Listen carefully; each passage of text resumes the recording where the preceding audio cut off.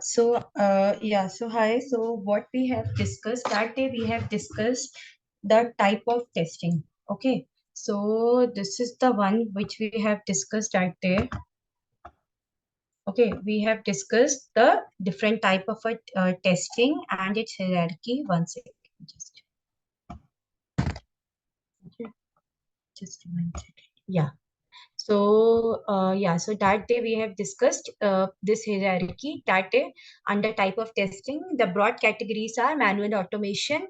Under manual, we have a white box, black box, gray box, and under black box testing, we have a function, non-function testing. Okay, and under function, we have a unit testing, integration testing, and the system testing.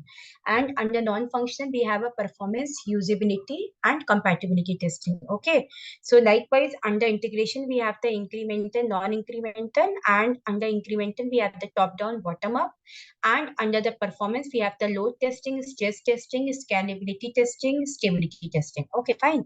So this is the broad category. Then what we have discussed last, that manual testing and automation testing. So manual testing is the testing in which we used to test the functionality of the application as per the client's requirement without using any automation tool. Always mention this, without using any automation tool. That is called as the manual testing. Then we have the three different type of a testing. That is the white box testing, black box testing, and the gray box testing. Okay, so white box testing means it is done by the development team where they development team will test the piece of a code or a multiple codes. Okay, that means he will test the internal structure of a program of a code, internal testing. Okay, and black box testing is nothing but it is the process of checking the functionality of an application as per the client requirement. Okay, that is known as the black box testing. Then type of black box testing: functional, non-functional. Functional, again the same thing, checking on the components and checking the testing the functionality of the application, right? Yeah, testing the functionality of the application is known as the function testing. Then function testing is also known as the component testing, right? Then so this is the one thing. Under function testing, we have the system, unit integration, and the system testing. Okay, so unit integration and system testing. Then we have the non-function testing. Here we will test the testing of the performance, load, stress, usability, and compatibility. Right. So performance, usability, compatibility we have discussed that day. Right. Load, stress, and all. Usability, user friendliness of the application. Right. Then we have the compatibility testing. We test the application that whether it is working fine on the other browsers and the hardwares or not. Compatibility testing. In the gray box testing, we have that it is the combination of a black box and the white box testing, and we check here the person who has the knowledge of the development as well as the testing, they can do the gray box testing. Okay, then automation testing, everyone knows that whatever test cases have been created manually, we will automate it through automation testing without any human interference. In this, no manual efforts. Okay, automation testing is the best way to enhance the efficiency, productivity, and coverage of software testing. Okay, it is used to rerun the test scenarios. That means whatever test cases or test scenarios have been already executed manually, in automation testing, we used to rerun it in the regression phase, right? So, and we in this we have the test step, test execution, and the automation complete. In other words, we can say that whenever we are testing an application by using some tools is known as the automation testing. We will go for automation testing for various releases. Okay, we cannot write the test script or perform the automation testing without understanding the programming language. That means we should have a little bit of idea of the programming language, because here we've been writing the script with the help of a language, programming language. So you should have a basic of idea of the languages, right? Then other types of testing, we have the smoke, sanity, regression, user acceptance testing, exploratory, ad hoc, security. That we have discussed. If anyone asks you other kind of a testing, you can name them. Okay. Then we have the in smoke testing, we will test an application basic and feature whether it is working or fine or not, or we will check whether our application is testable or not. Okay. And okay, so then we have the sanity testing. In this, we will check whether the basic functionalities of the application is working fine or not. Okay, it is used to ensure that all the bugs have been fixed and no added issues come into existence, because this is basically to check the main functionalities of the application is working or not. Okay, so regression testing, everyone knows. Last we have discussed that it is nothing but a very important kind of a testing where we will check whether whenever a bug is fixed by the developer or any changes, then testing of the other features, we have to see whether there is no impact on the unchanged components. See, suppose say during the testing, the development team has changed the one one module. So under the regression, we have to check it does not have any impact on the other modules. That is the regression testing. There are so many definitions of the regression testing. Okay, but you should understand that we have discussed and you have already answered, right? We can perform regression testing to check whether a change in any component of the application does not have any impact on the other components. This is called the regression testing. Uh, okay, so let me ask you one question. Whenever any test case fails, okay, and now I'm giving you two options. So will you perform the Z-testing or the regression testing? Can you please answer in the chat box? Answer. If any test case got failed, will you perform the regression testing or the Z-testing? Come on, Raju, speak up. Write in the chat box. Right. I've been repeating each and every day. Very good. So whenever any test case fails, we will always do the retesting, because regression testing has been done on the past test cases. Regression testing is not for the failed test cases. Whenever any test case fails, we will go for the retesting. Once retesting got passed, then only we will perform the regression testing. Always remember this concept. If anyone asks you the same question, that if your test case got failed, will you perform the regression and retest? The moment you said regression testing, you are failed from the exam. Complete fail, zero. So always remember that we always perform retesting for the failed test cases, and we always perform and regression testing we will perform for the past test cases. Okay, for the past test cases along with the failed one what you have retested it. Okay, so thing is like we can only perform the regression testing if retest got passed. That means once you have completed the retest, then only we can perform with the regression testing. Okay, so if any defect got failed, and if the development team has fixed it, and so whatever test after that you will do it, that is a retesting. Once that defect got fixed, your retest got passed, then you can perform the one round of a regression testing to check whether a change in any component of the application or whether a defect which development team has fixed it does not have any impact on the functionalities of the other modules. That means whatever development has did the changes, okay, whatever development team has fixed the defect, that should work along with it. The other functionalities or the other modules should also work. Okay, if they are not working, that means there is some fault and regression testing got failed. Okay, so this is the one. Then we have the UAT. Everyone knows. If someone asks you what is the type of user acceptance testing, you will say there are two types of alpha and beta. Okay, alpha testing is done at your own place by the client. Beta testing is done at the client side by their own members. Okay, and user acceptance testing it is nothing but it is we tested do before client accept the final product. Okay, so in this we analyze the business scenarios and the real type scenarios. Okay, in the UAT environment, and that testing is called the UAT testing, user acceptance testing.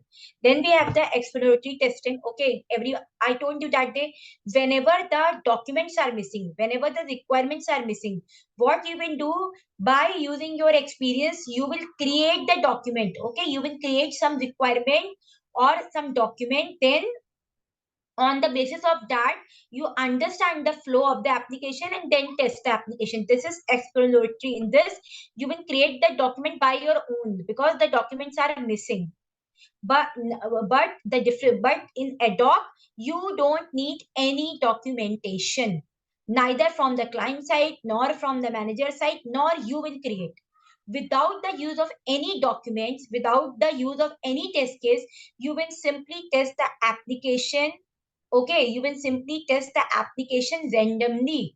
Okay, at any point, if someone asks you, boss, we don't have the documents or test cases, please test this application in half an hour. So what you will do, you will do it ad hoc. Okay, you will do it without the help of any documentation, any test case. You will simply start testing the application by using your knowledge and experience. This is called the ad hoc. Ad hoc means all of a sudden you are just doing the testing without knowing anything, just by using your mind and the experience. It is also called monkey testing and the gorilla testing. In ad hoc testing, we will check the application in contradiction of the client's requirement. That means in ad hoc testing, you will test for any random data, either for the valid data as well as for the invalid data, because you don't know the requirement. You are testing by assuming the requirements. So you are taking the all the categories of a test data, valid, invalid, both, right? Suppose you have to test the username. Okay, username field, you don't know the requirement, or you have to test the password field. You don't know what uh, length the client has given for the password. You don't know what length client has given for the password, 8 digit or 9 digit, you don't know. So you are testing for any what I'll say, you 1 second, sorry, my bad, 1 second. See, in ad hoc testing, okay, requirement has been given to you, right? But test cases were not there. So you will do it, the testing ad hoc, by your own set of test data. Okay, because you don't have the test cases, you don't have much information, you have a very little information. So you will test by using your experience and your mind. And in this, uh, you will take the negative test data as well as the positive test data. Okay, see, you don't have much knowledge, so you can take any random data. So that is why they are saying it is generally called as the negative testing, because you don't know what exactly is the flow. You have a very little bit knowledge. You don't have the test case, not the much documentation. Okay, so that is why you are testing is by using your own mind ad hoc, just doing by here and there and just testing. Okay, so you will test this by keeping this in mind that you are the end user. When the end user using the application casually, for example, I have given you that please go and test the Facebook application and please find out the defects. So how you will do? I have not given you any document. You will simply open the Facebook website and you keep keep doing your R&D, where I can find the defect, doing all the flows, everything. Okay. So that time you are checking it in as per you are the end user. Okay. So it's sometimes it happens that if I will check for any website, I can find the defects, even though it is live or something. So this you have to use your mind and your experience. Okay. Then we have the security testing. Security testing is quite important, because it is used to determine the weakness, risk, or threats in the software application. See, every application, there are so many hackers, threats, risk that even if you even see Facebook application, there are so many hackers. Hackers are even hacking the Facebook password and sending all that stupid messages to each and everyone. Right. Apart from this, uh, uh, it should have a security that no one will steal your profile picture and cover photo and do some, like some, and misuse them. So that is why every application is surrounded by some kind of a security. Okay, so that application will be risk free. No one can hack the application, no one can hack the details of the end users. These all things are very important, and these all things are tested under the security scenarios, under the security testings.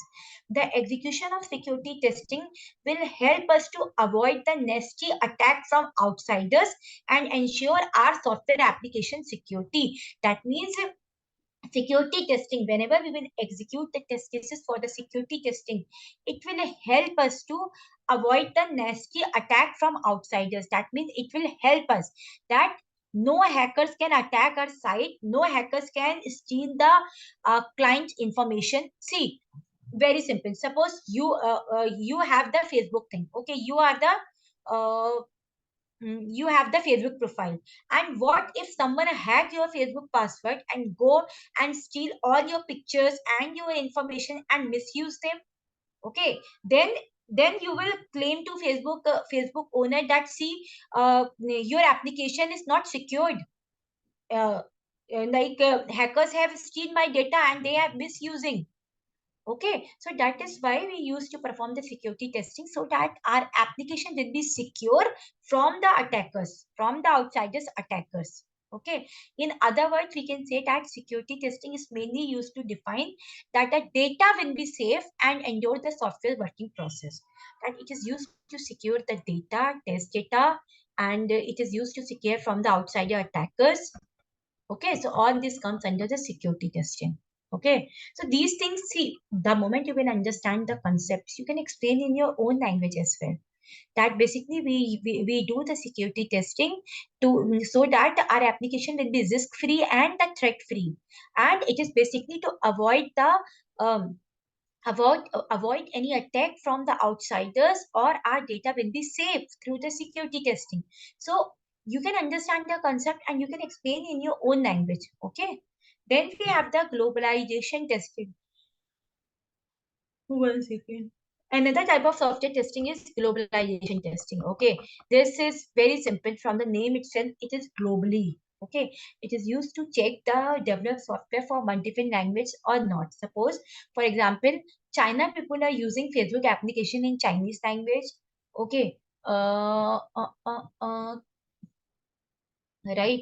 Canada people are using in their own language. Italy people are using in their own language. So your application should be globally famous, and globally famous only when your application is being globalized. That means it is live into multiple languages. Okay, because China people doesn't understand Hindi, or maybe sometimes most of them doesn't understand English even, right? So they want their application, so they want application to be translated into Chinese.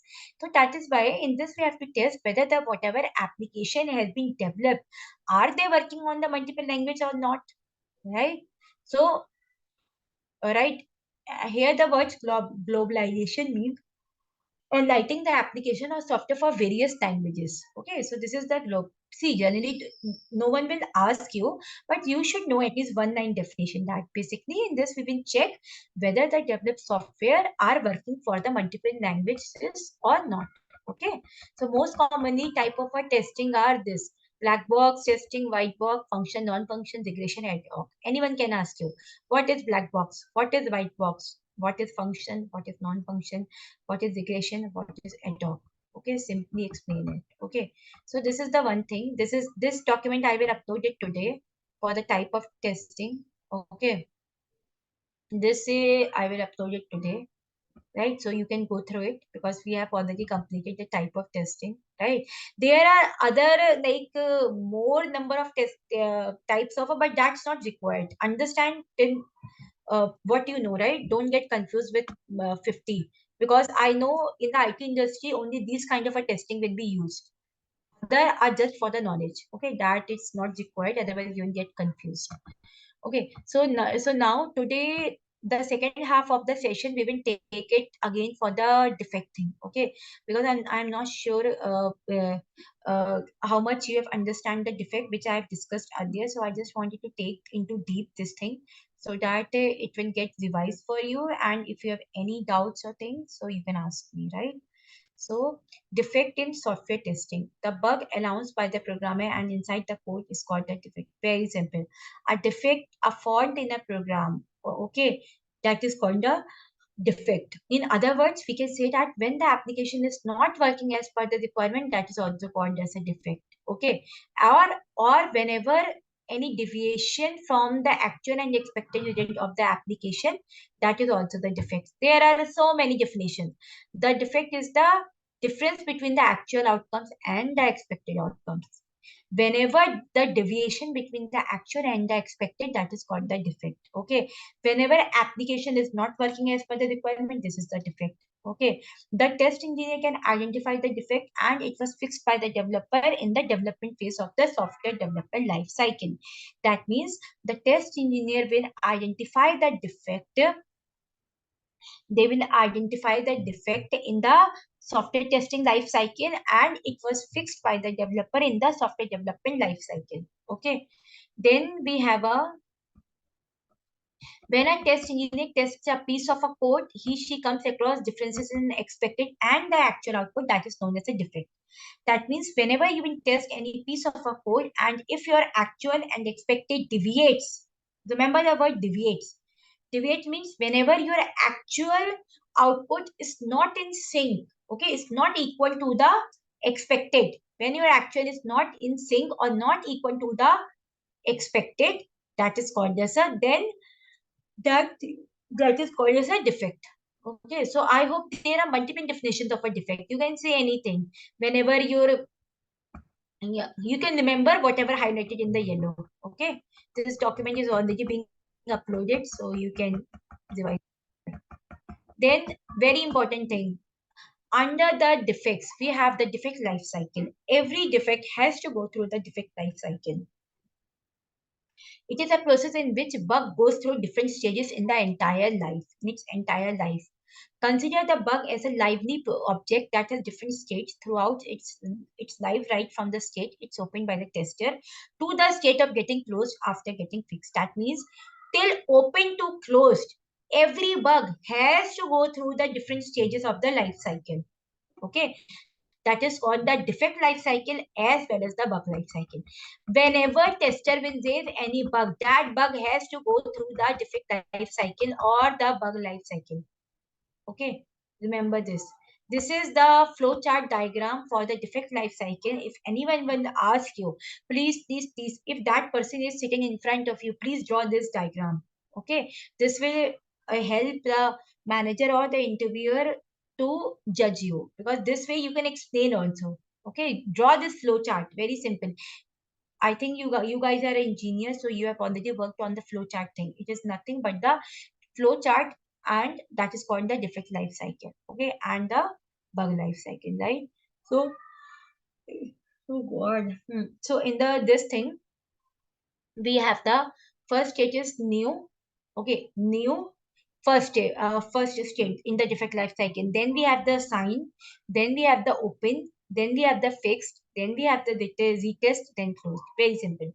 First, whenever any defect is being found, okay, whenever any defect is being found by the tester, that time its defect status been changed to new. New means new defect has been locked. Okay, then when that defect, when the tester assign that defect to the developer, suppose I am the tester and I have to assign this defect to the Rahul. The moment I assign to Rahul, I will change the status as assigned.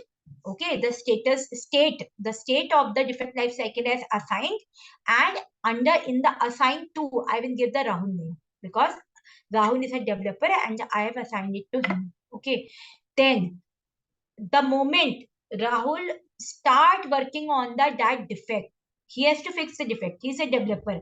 The moment he start uh, working on the fixing part, suppose today at 12 o'clock he start, okay, this defect, let me let me fix this defect. The moment he think and start doing, then he will change the status as open. Open means developer is working on it.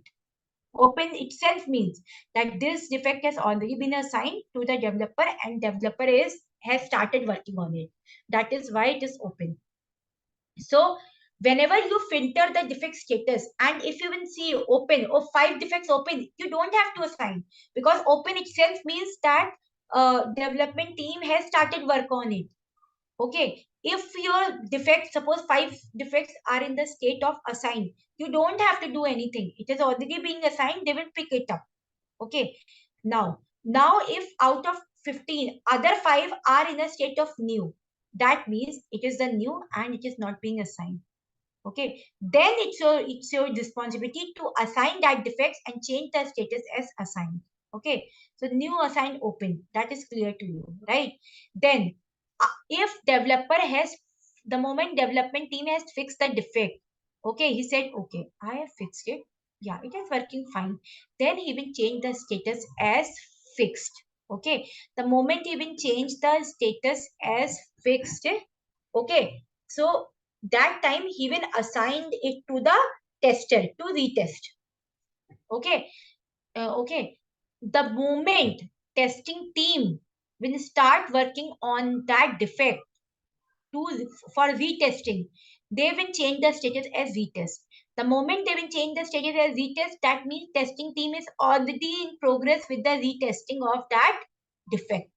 Okay, and if on retesting the tester will found no fault, everything is fine, then tester will close the bug by changing the state of the bug as closed. He will close the bug. Okay, but if retest fails, okay, if by doing retesting, if he tester find that defect is still not fixed, I can still see the defect, that time tester will assign back to the development team and change the status as reopen. Okay, change the status as reopen and assign to the development team. So then development team will then again that defect has to go through the complete cycle. If development team will pick to work, they will change the status as open. Then if he will fix it, fix. If for retesting, retest, close. Okay, this is the one flow. Okay, now what about the duplicate, rejected and deferred? The moment you will assign the defect to the development team, okay, and so the moment you assign it, so first, what is the main duty of the development team? To analyze the bug, whether it is a bug or not, first thing. Then he will analyze whether it is the duplicate bug or not, because sometimes it happens that some other person has already raised the bug and you also raised the bug, so that is a duplicate. So why to raise the duplicate defects? Okay, so then he has to analyze that whether that defect is a bug or not a bug, first thing. Second thing, for duplicate thing.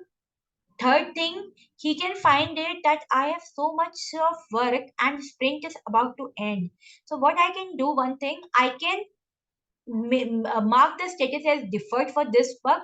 That means development team is saying, putting the comment that this is not important as per the business, so I am going to fix in the next sprint. He will put the comment and change the status as deferred, but he has to justify by putting the comment as well. Whatever you are doing, you have to give the comment or proof as well.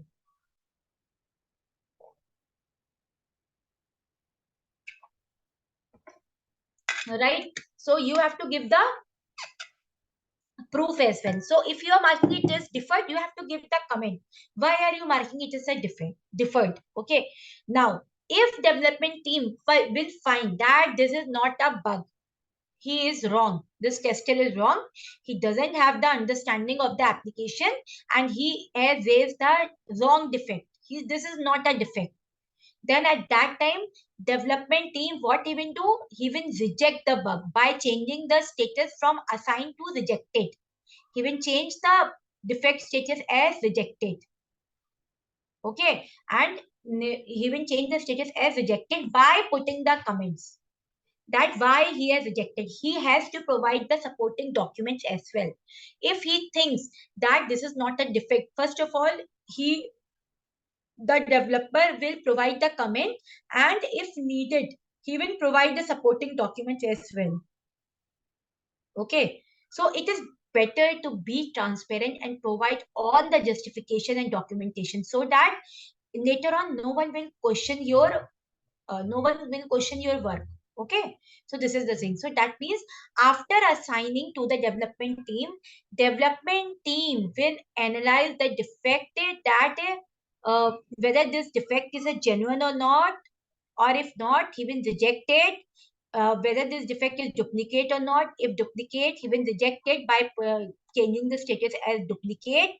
And if he or she find that this defect is not of utmost important, and I have so many defects, so he can mark the status as deferred. Deferred means that he will fix that defect in the future sprints or future release. Always remember, future sprint and future release. Okay, so and if he found that it is a genuine defect and I have to work on it, then he will change the status as open and start working on it. After open, once it is fixed, he will mark it as fixed and assign to the testing. Once tester will start retesting, then tester will change it as retest, and then if retest passed, tester will change it as closed and everything closed. If not closed, then after fixing, when tester when doing retesting, if they will find defect is not fixed, they will reopen, again assign to the development team. Again, that bug has to go through the complete stages: new, open, fix, retest, closed. Okay, got it. Any doubts with the defect life cycle? Any doubts, Raju? Any doubts? No doubts, pakka na? Okay, fine. Yeah, sure. Then, okay. Mm, mm, mm. So the moment anyone will ask you, please explain this diagram. Draw this diagram and explain it like how I have explained you. You can explain in your own language as well. You don't have to learn this language, that typical one. You can explain in your own one. Okay. No, yes, means okay. No, no doubts, right? Okay, fine. Okay, okay, fine. Then if you have to write anywhere, then you can draw this diagram and write it. Defect states, new, assigned, open. So here, whatever I have explained you, that is being documented in the technical language, nothing else. Okay, right? Verified, closed, reject, duplicate, deferred, and not a bug. Not a bug is also one of the state where the defect, not a bug. See, rejected means that this is wrong. This is not even a defect, no doubt. Okay, no doubt. Defected, rejected means it is not a defect. Simple.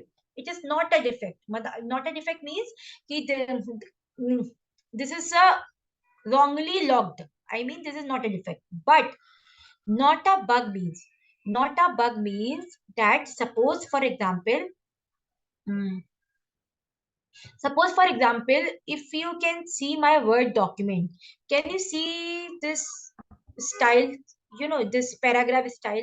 So suppose for example, if you have raised the defect that this style is not in center, okay, then development team can reject it by saying not a bug, because that defect, a very stupid defect, does not have any impact on the functionality of the application nor on the UI. Okay, that time they can change the status as not a bug. That means it is not a bug. It looks like a bug, but it is not a bug. So remember the difference between the rejected and not a bug. Rejected means it is no defect. It is fine. It is working as per the requirement. But not a bug means it is a bug, but that bug does not have any impact on the application nor on the functionality, neither on the UI. Okay, this is I mean, this is not as per us, this is defect. So then as per experience, development team can mark it as a not a bug. Okay. Right. Then one second. Okay. So these are the things. Then we have the defect data. See, whenever you will what I say, whenever you will upload, whenever you will create any defect status report, or if your manager asks, okay, please provide me any defect summary report, defect status report, anything, then you have to provide some details. Okay. Uh, one second.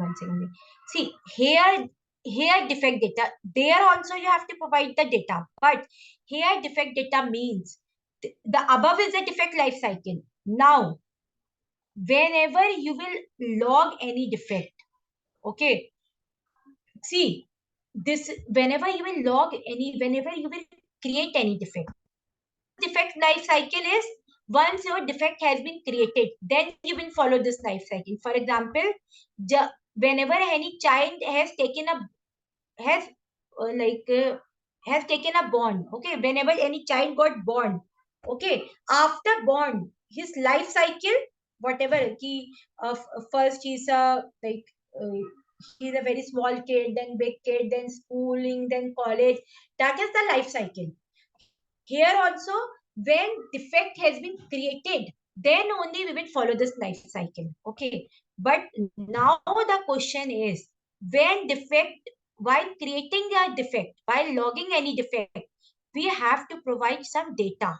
Okay. Suppose you are logging any defect or creating any defect, then you have to give the data as detailed description of the defect, summary of the defect, okay, steps to reproduce, how you have reproduced that defect, its severity, its priority, that defect assigned to, that defect, that defect version, environment, who has detected by, who has detected it, okay, right?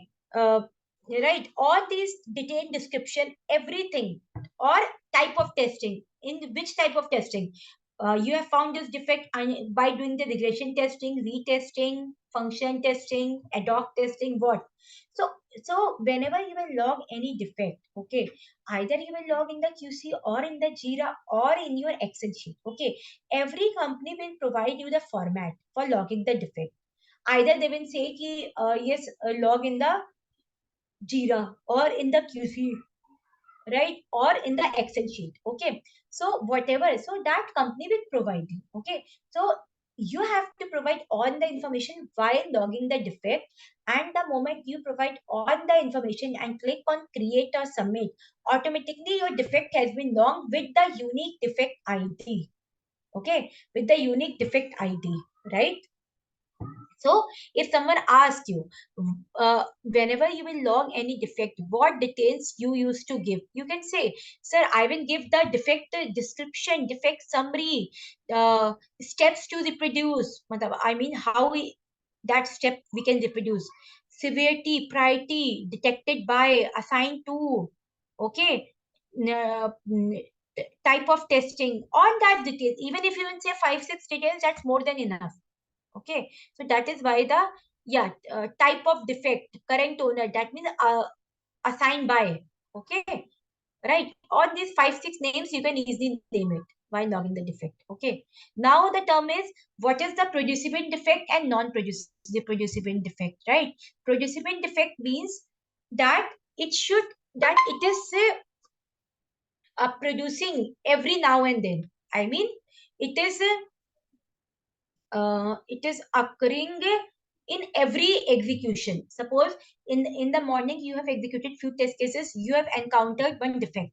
Then in the afternoon you have executed the same test case. Again you have encountered the same defect. In the evening you have executed the same test case. Again you have encountered the same defect. In the night you have executed the you have executed any test case. Again you have encountered the same. So that means it is being occurring in every execution, morning, afternoon, evening, night. Okay, so this is called the producible defect. Okay, now non-occurring repeatedly in every situation means That means suppose in the morning you have encountered one defect, okay, and you have captured the screenshot for the proof, right? But in the afternoon when you were doing it again, that time it is working fine, right? That time it is working fine. Then in the evening again you have executed the same scenario, again you found the defect. Then at the next day again you got it wrong, okay. So this way, right?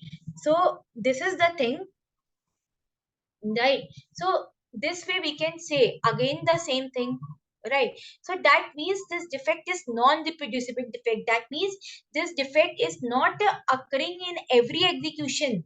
It is occurring on some instances, not on the others. But you have the screenshot, so you are saying it is a defect because I have seen it, and see I have the screenshot as well. But it is non-reproducible. That means it is not reproducible every time. Okay, so this is the difference. What is the defect report? See, whenever we will talk about the defect thing, our first responsibility is to find the defect. Second is log the defect. Okay, after logging, defect should undergo the defect life cycle. Then fourth thing is that defect status report or the defect report. Okay, you see defects. We don't have one or two defects that we can remember in our mind, and we don't have to create any report.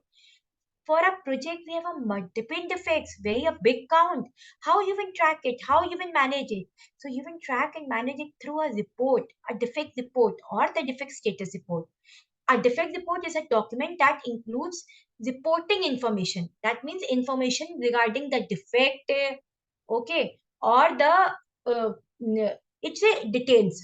Okay, so this is the one thing. In the defect report, you can mention number of defects logged, number of defects open, number of defects closed, number of defects reopen, number of defects pending to assign. So all that defects you can give it. Okay. Then see, again the question is, what details are included in the defect report? A defect report consists of defect ID. Okay, defect ID. So for every defect, you have a unique defect ID. Okay, so you can give that defect ID. Okay, then in the defect report, we have the description of the defect. Okay, you can give the, suppose you are giving a defect report for 5 defects.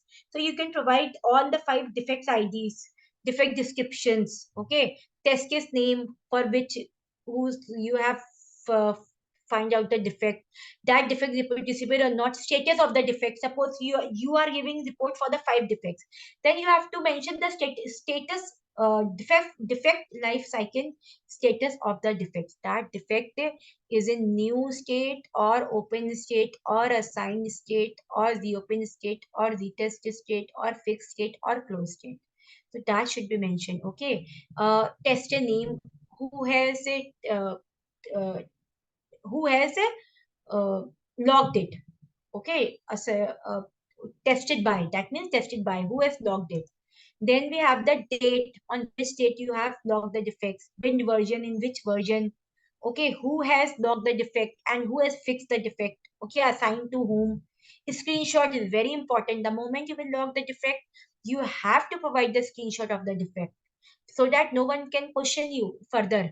Okay, you should be present with all your proofs and snapshot and the screenshots.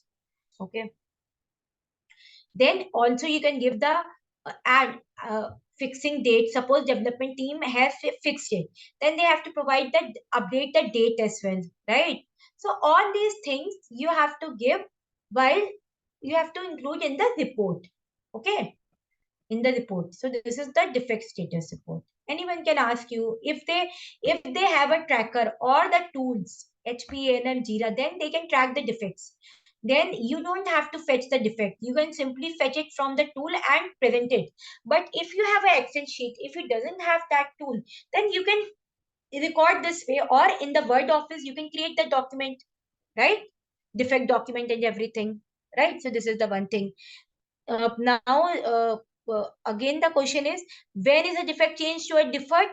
when a defect that is found is not of very high importance and the one which can fix in the later releases are moved to a deferred state in the defect life cycle. That means whenever defect is not of big importance, okay, and it can be fixed in the future releases, that time you can say that defect, that time we can move it to deferred status. Okay, deferred means this deferred state is changed by whom? By tester or by developer? Please answer in the chat box. Who can assign the state of the defect as deferred? Answer, answer. Don't get scared. Developer, yes, very good, very good. So developer can only assign that the change the status to deferred by saying that I will fix in the later releases. Okay, and this is not of importance. Okay, so if anyone will ask you what do you mean by deferred in the defect life cycle, please give this definition. Don't forget. Okay, I'm repeating it again. Don't forget, right? Then we have the severity and priority in testing, very important. Okay, testing or in defects. Okay, severity and priority.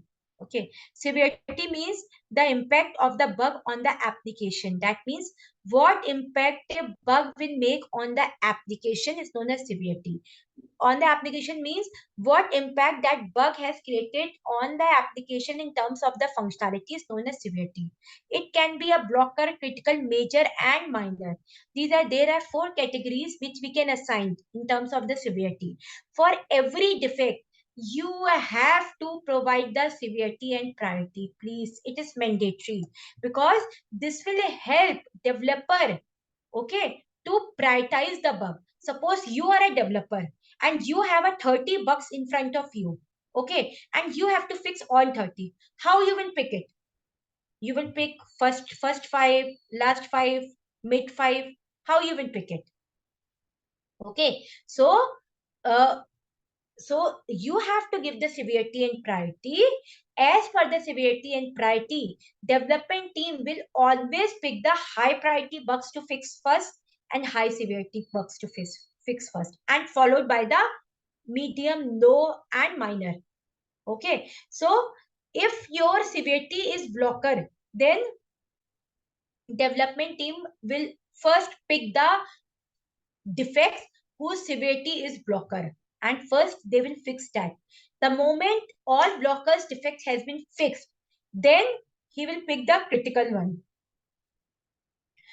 He will pick the defects whose severity is critical. Okay, then we have the, then if critical, suppose development team has fixed all the critical one, okay, now major comes in picture, then he will pick the all the defects who has the severity major.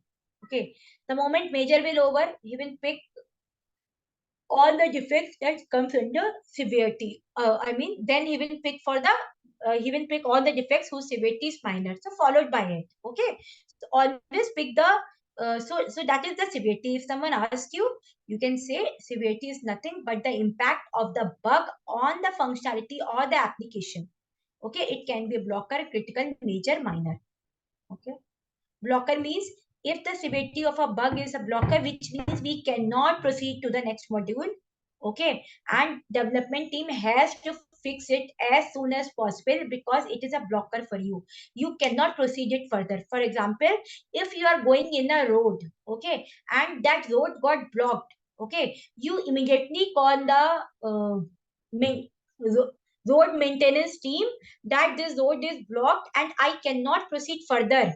Please remove the blockage from this road, right? So same way, it is of high priority. You cannot ignore it because you cannot proceed further by this, right? Then, for example, under the blocker, you have the like, uh, you are logging to HDFC, you are giving your credentials and your password, but still you are unable to log in. Okay, that is the blocker because you cannot proceed further. If you are unable to do it, you cannot proceed further, right? And then we have the okay, and if you cannot proceed further, you cannot transfer the amount. So it is a blocker. Critical means the main functionality is not working. Okay, so if your amount is not getting transferred and if you are not able to receive the money from the HDFC online banking site, that defect is called the critical.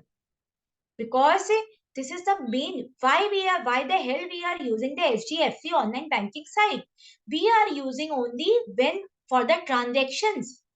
And if we are unable to make any transactions, that means this is a very critical bug, because now we cannot proceed, we cannot do anything on the HDFC bank side, right? This is it has no meaning because we cannot do the transactions. So that time you will mark the status of that bug as the critical high critical bug. Okay. Then we have the major. If it is major, which means that the supporting components and modules are not working fine, but we can proceed with the testing. That means we can do the transactions, but we cannot do the other functionalities. Like, for example, in the HDFC banking site, right? In the HDFC banking site, we can do transactions, we can send money to anyone, we can receive money from anyone. Apart from this, what else we can do? We can do the fixed deposit, FD. We can do the FD thing. Okay, right? Or we can upload the KYC documents, other details. So suppose you are able to send the money, you are able to receive the money, okay, but you are unable to book any FD, fixed deposit. Okay, FD is very important thing. So that time means you can proceed further in the HDFC banking side, you can do all the testing, but the most important functionality of the HDFC banking, that is the booking the FD, that is not working. So you will give the major. Okay, because every day millions of people are booking their FD in the HDFC bank site, and if FD portal or FD fixed deposit module is not working, that means there are so many people which are unable to do book FD from the online banking site, and they have to go to the bank offline. So that means it is a major thing. It is a major. It has some impact on the application, right? Because fixed deposit was not working, so it has any impact. Then we have the minor thing. Now, if the severity of a bug is minor, that means minor means any defect in the UI. Suppose your paragraph, suppose whatever label is given, okay, it is written zigzag, or it is thoda sa alignment is different, or UI is little blurred, or the alphabet is in small in character, you are unable to read it, or comes the UI. Okay, if UI is not working, or any issues with the spelling, font, color, background, anything, that time you will give the severity is minor. So that development team will pick the minor at last, because it has a very minor impact on the application. Okay, critical means it has a very critical impact on the application. Major means a very major impact on the application. Minor means a very low impact on the application. So that is why development team will choose the defects which has the severity minor at last, after completing the blocker, critical and major. Okay, then we have the priority. Okay, now what is priority? Priority is very important for fixing of the bug, because it tells us how soon the bug should be fixed. Okay, for example, if any priority, everyone knows, you in a day-to-day life you prioritize your work. No, suppose you have 4 works to do, then you will prioritize. No, this work is very important, I will do it first, followed by second, followed by third, followed by fourth. How you will decide? You will decide that which work is more important, that you will pick it first, right? So same ways in the bug, development team will choose that bug which is of high priority, high importance. So that means bug means how it is important for the business to how soon we can fix the bug. Priority means it is how important it is for development team to fix the bug, how important. Okay, how soon we can fix. So this is the definition of the priority. It can be urgent, high, medium and low. Okay, urgent means very urgent, please do it, like a blocker. Okay, you cannot proceed further. High priority, it has a major impact on the application, it has to be fixed first. The major impact on the application has to be fixed first, that is high. Okay, medium, it has a medium impact, okay, on the business. Okay, medium impact. The problem should be fixed before the release, but okay, fine. First you fix the high priority bugs, then take it medium. Medium is medium. Okay, it has some impact on the business, but it is medium. Okay, see, always remember, severity means impact on the functionality on the application. Priority means impact on the business flow, on the business. Okay, then we have the low. The flow, it should be fixed, or it should be fixed later. Whenever any defect has the priority low, that means it can be fixed later on, because development team will first choose the high priority bug, then the medium, and then the low. Because low means it is related to the font, color, background, spelling mistake, okay, or the functionality which has a very low impact, very small kind of a functionality. Okay, so so that time though, sometimes if development team doesn't have a time to fix the low priority bug, then he can make it as deferred also. Deferred means that I don't have much time, we have so many high and the critical defects are pending, so he will mention in the note, okay, whatever status report, or in front of the low defect, he will change the status as deferred by giving the comment that that I am putting it in deferred, as I will fix in the next release, because he will give the reason, supporting reason why he's putting in deferred. Okay, ऐसा नहीं है कि you are doing randomly by your own mind. By if you are putting in a different deferred, there should be some reason. Okay, suppose your sprint is getting and or application is down, environment is down, you don't have time, so you will mention all that things. Okay, ऐसा नहीं है कि you will change the status but you will not provide the document, sorry, comments. You have to provide comments for everything, right? So that anyone will come and see why you have marked it as defect, right? Because see, nowadays someone is working from Mumbai, someone is working from Delhi, someone is working from Assam. So koi, it should not like ki anyone will go to your place and ask. Okay, it should not die. So if you will put the comment, then anyone can track it. Okay, why it is marked as defect? He or she doesn't have to do the phone or message or Skype that why you have put it in deferred. They can directly see the comment in the portal, in the tool, or okay, where you have marked it as deferred, and they doesn't has to reach you, right?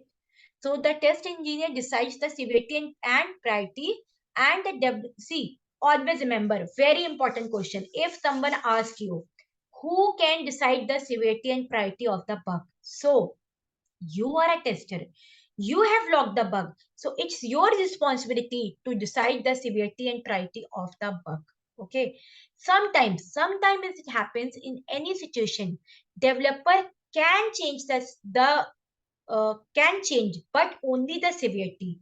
Developer cannot change the priority. See, ideally, only test engineer, or the tester can decide the severity and priority of the bug. But in some cases, or very rare cases, developer can change the severity. Suppose you have put the severity as major, okay, and if developer finds no, it is not major, it is minor, he can change the minor, but with a proper reason and comment on the bugs report. That means on the tool where he has changed it, either he will change the status in the accent document or on the tool, so there he has to provide a valid proper reason and comment. See, for everything there should be reason and the comment, right? So but the development team cannot change the priority, because if the developer change the priority, she may fix the easy bug fix first, right? If it is in the hand of the development team, then they can change, they can fix the easy one, and they can say, okay, let's fix the easy one today, and we can fix the difficult one tomorrow. Anna? So that is why we have not given, software testing is very smart, they have not given that rights to development team. Bug is very smart, that is why they have not given, right? So if anyone will ask you, who will decide, always say tester will decide the severity and priority of the bug. Always say this time. Okay, if someone dicks you, are you sure, are you sure, that time you can say, in rare cases, development team can change, but only the priority. Development team can never change the Sorry. Once again. Yeah. Development team can only change the severity, right? Development team cannot change the priority, right? So remember this thing. Okay. And the test engineer decides the severity and the priority, right? So I'm marking just yellow so that you always remember this thing, right? Okay, now we have the different examples. Okay, suppose we have to send the priority means the bug needs to fix first according to the requirement of the client, as per the business or as per the requirement. Okay, high priority and high severity bugs will be fixed first.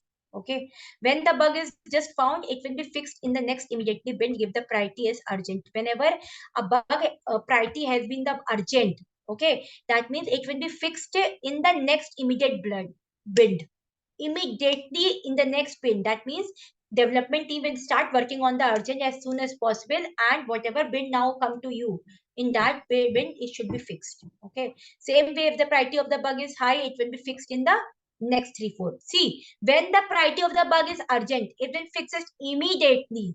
If the priority of the bug is high, it can be fixed in the next coming 1 or 2 or 3 bin. Okay, 1, 2 or 3 bin. Okay, maybe not in the immediate next bin, maybe in the next to next bin or next to next bin. Okay, medium, that will be fixed in the intermediate bin of the application, right?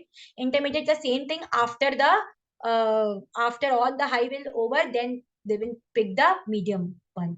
At last the priority is low, it will be fixed in the 2-3 bin of the software.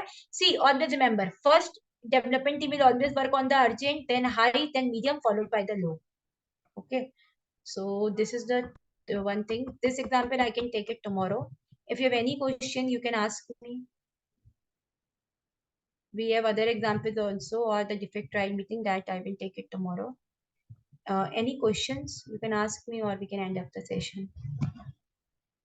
No questions. Okay. Acha, you know now this document is already being uploaded. 1 second. I will upload in front of you types of testing as well, so you can take it from there. 1 second.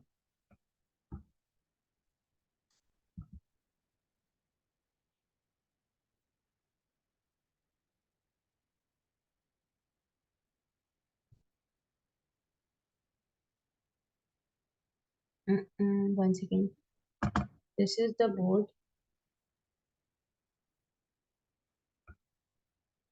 Okay. 1 second.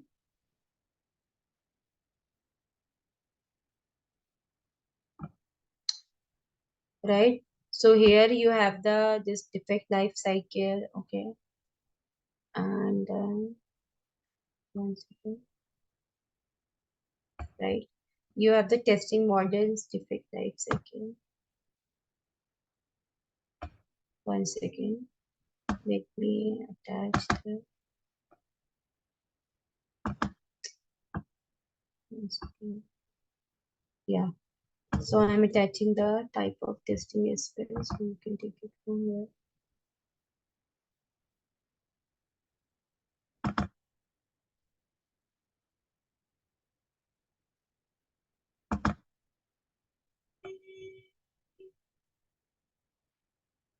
Okay. So now you have the type of software testing as well. So you can go through it. If you have any question, you can come back to me, right? Okay, fine. Got it? Internship on software testing. That you have to ask to the Akash. Okay, fine. Okay, fine. So, so that you will check with Akash or the your manager, whosoever, right? Fine. Okay. Okay, fine. Thank you so much. Then we can end up the session. Okay. Yeah. Okay. Thank you. Thank you so much. We can